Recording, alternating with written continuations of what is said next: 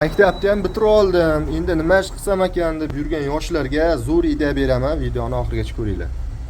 Ford Mondeo avtomobilida o'zidan o'zi gaz ko'tarilib ketyapti. Оборот 2000-3000 оборотgacha chiqib ketyapti. Hozir ko'rsataman. Mana xalasoy xodda оборот 800-900 turish kerak. Bu 2000-3000 gacha ko'tarilib ketyapti, tushmaydi pastga.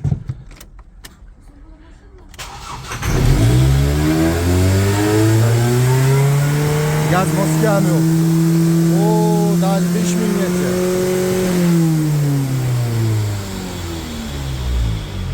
Даже 5000 gacha ko'ryapsizlar? Gaz bosgani yo'q mana. Gazga tegmayman. Bo'ldi, оборот ketdi. Xo'sh, mashinani ko'p qiynamaymiz. Nimadan keyin bo'ldi desam, mashinani shu holatda sotib olgan, hech kim bilmaydi predistoriyani. O'zlari mana bu впускной kollektorni yangi qo'yib ko'rgan, drosselni zaslonkani yangi qo'yib ko'rgan. Ustaxonaga kirib, ustalar almashtirib beribdi, lekin aybi chiqmayapti. Men buni aybini примерно bilaman. Bu подсос воздух. Qayerdadir воздух faqat mana shu drosseldan surish kerak. Bu drosseldan tashqari qayerdadir havo suryapti. Buni bilish uchun zavodit qilgan holatda mana shu zaslonkani qo'l bilan plotni yopsak, mashina uchish kerak. Buni hozir uchadimi yo'qmi tekshiramiz. Да, заводите.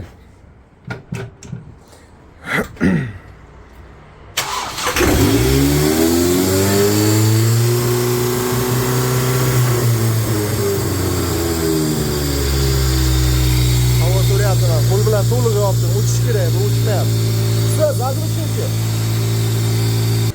Ko'rdlaring, mana zaslonkani qo'lim bilan yopsam ham, оборот вообще 2000-3000 da. Juda baland. Mana sababi, qaranglar, ana shlanka joyidan chiqyapti. Instator tipasida yaxshi ko'rinmayapti, lekin chiqib ketgan shu havoni shlankasi. Shlankasini mana shu kollektorni almashtirgan ustaga garantiya bo'yicha hozir qo'ydiraman, ketdi. Aybini topib berganimiz uchun 1000 rubl oldik.